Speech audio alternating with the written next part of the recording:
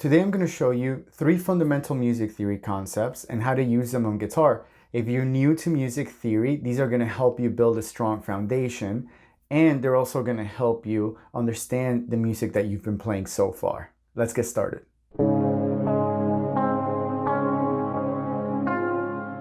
Generally speaking, and I am generalizing here, guitarists learn music a little bit backwards, meaning that we usually just get started with the physical part first. We learn to play chords, solos, things like that.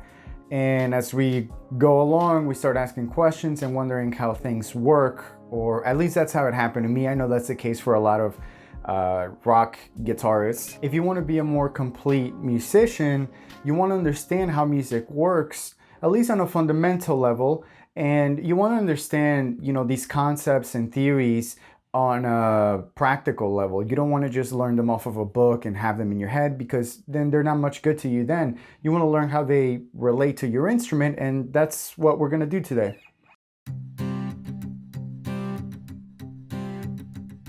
In Western music, there are 12 notes. That's it. It's kind of incredible to think that so much music is made with there only being 12 notes. We can divide these 12 notes into 2 sets: natural notes and accidentals. Natural notes are A, B, C, D, E, F, and G. And accidentals are the ones with a hashtag symbol next to it, which stands for sharp, or a B symbol next to it that stands for flat. Now we're going to get into what that means in a few moments, but for now, we'll just leave it as it is. So 12 notes, 2 categories. Let's take a closer look at these notes. Take the note A and the note B. There is a note in between them. And that note has 2 names. It could either be A sharp or B flat. So that's what we call an enharmonic spelling. It's one note that could have 2 names. Same sound, 2 names.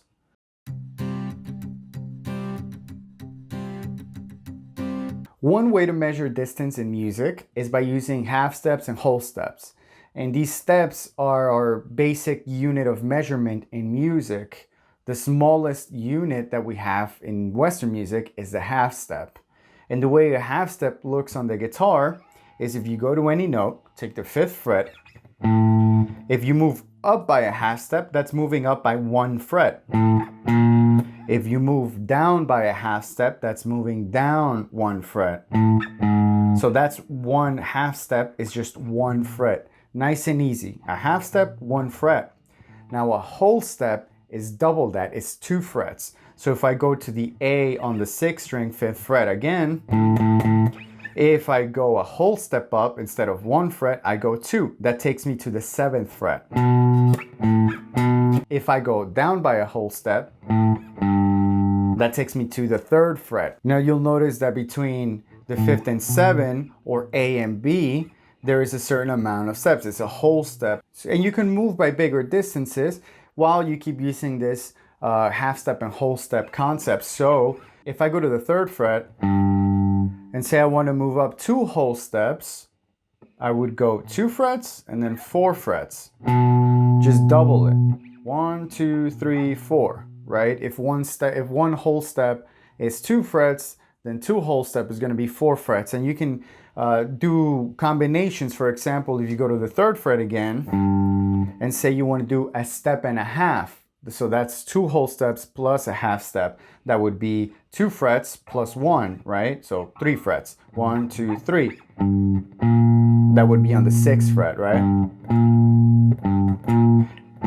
Different combinations are going to have different sounds, and that's going to lead us to intervals. But we're going to leave intervals for another day, another lesson. Now let's combine what we just learned from concept 1 and concept 2, which is mapping out the fretboard. For right now, we're going to focus on the 6th string only and keep things super simple. So let's start out with the natural notes. Now before we dive right in, here is a fun fact about the notes that we've learned. E and F are only a half step away. There's nothing in between them. And the same goes for B and C. There's nothing in between those notes either. They're just a half step away. So now that we have that, let's take a look at the sixth string. If you've ever tuned your guitar, you'll notice that the sixth string is tuned to the note E, right? Now you can think of the open string as fret 0 if you like. And we know that it's going to be a half step away, which means it's 1 fret away. So if we go from E, F is going to be on the first fret.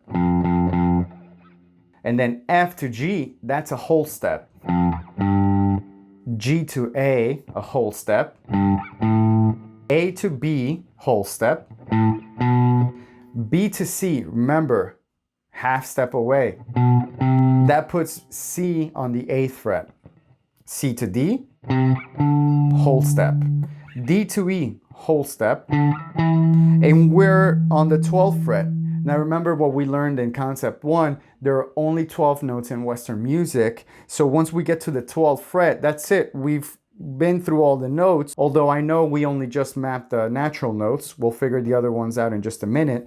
But when you get to the 12th fret, the cycle begins all over again. Like F is going to be on the 13th, G is a whole step up on 15th, and it just repeats. So you can use the same formula of like half steps and whole steps to find your natural notes. So now let's figure out where the accidentals are. And this is going to circle back to the enharmonic spellings again.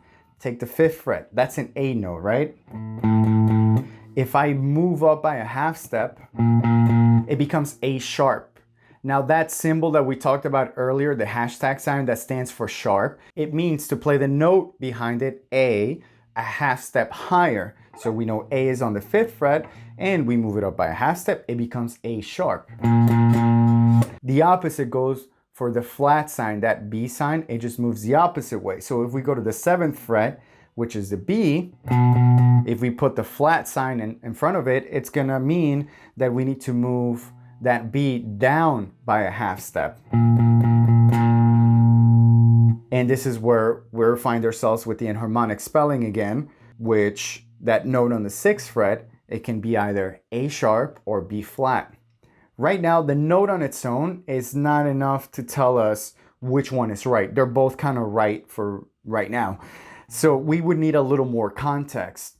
And an example I like to use is something that we find in the English language when you have a word or two words that sound the same but have different meanings and different spellings.